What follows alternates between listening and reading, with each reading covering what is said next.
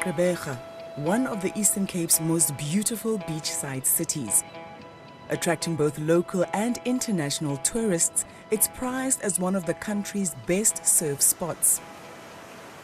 In December 2010, businesswoman Kawa was spending her last few hours in the city before taking a flight back to Johannesburg.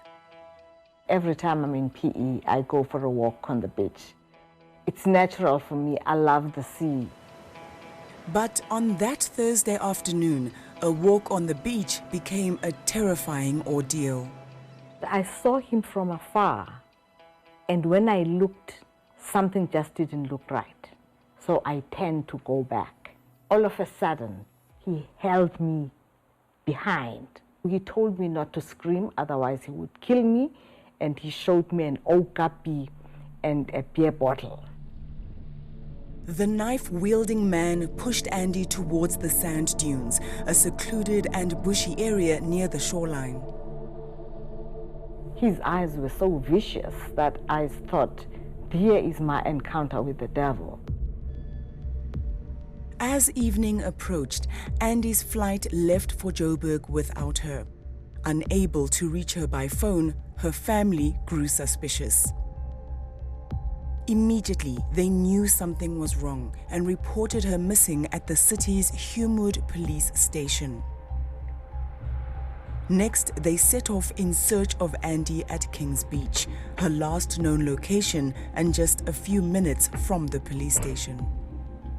This is where she was parked. This is the car she was driving. The incident happened there in those bushes. Andy's nephew, Thando Kgobusana, found her vandalized car, but his aunt was nowhere to be seen.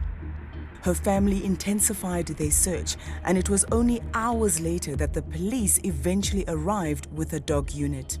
On that particular day, when they were busy searching for her, I think if they just added an additional 5 minutes of the search time, I think the time that they utilized, it was just scrolling through the bushes. Meanwhile, in the nearby sand dunes, Andy's torment continued throughout the night. Blindfolded, naked, and with a knife to her neck, she endured a savage sexual assault by multiple men.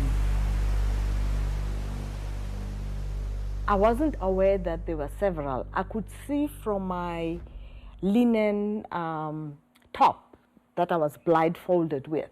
I thought that he was changing pants because I could see different bottoms. Is there any particular moment that you recall or you feel for you is probably the lowest moment, the darkest, heaviest moment? As the knife was going down, I saw a picture of my family. They were looking at the coffin that was about to be hoisted down. I'd already resigned that I would die and prayed, and I said, please God, may my soul rest in peace. Hours later, she was freed. It took me a while after he had gone to feel myself, to see whether I'm safe, to remove the blindfold, because I thought it was a trick, that I would move and then he would kill me.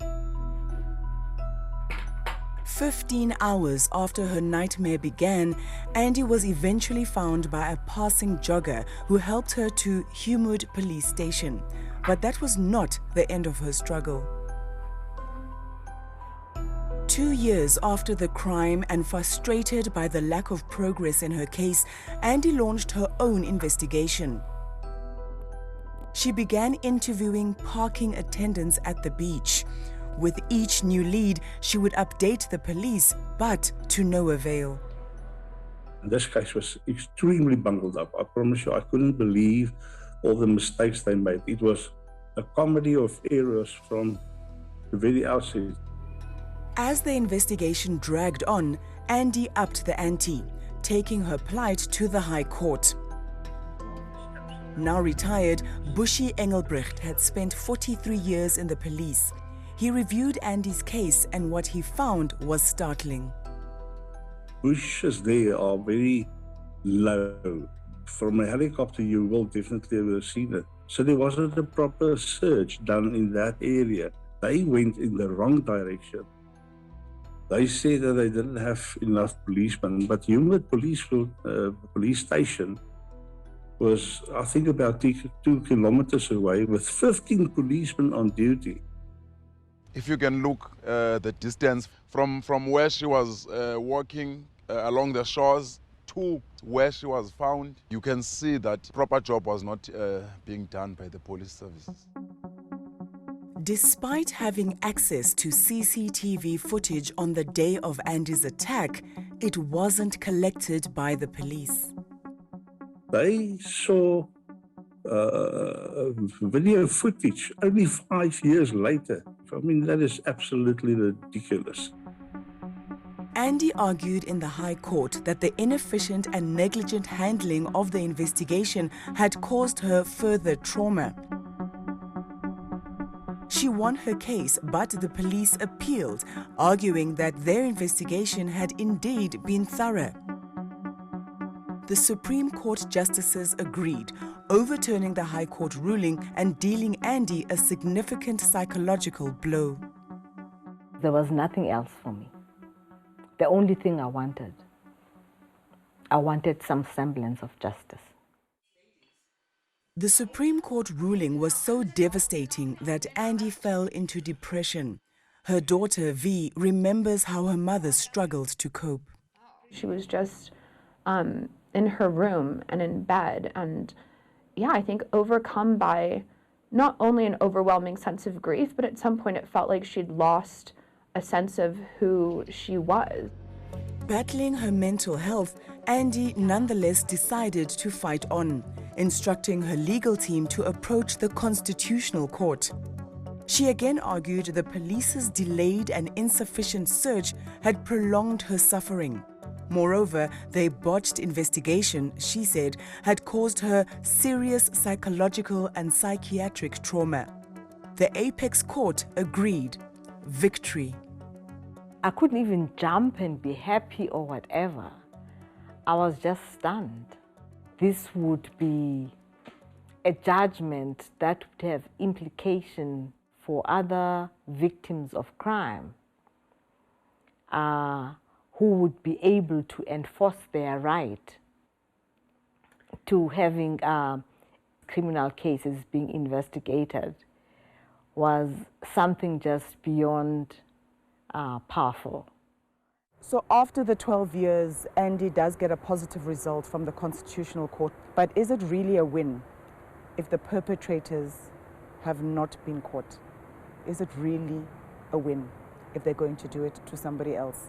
Up to this day, there has not been one person who has been arrested for the case. Despite repeated attempts to include them in our story, the police ignored our requests for an interview.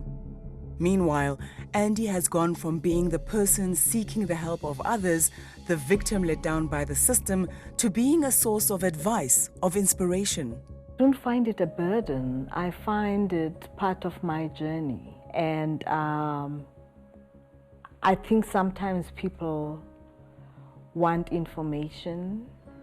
People want somebody to listen to them. And so I embrace that.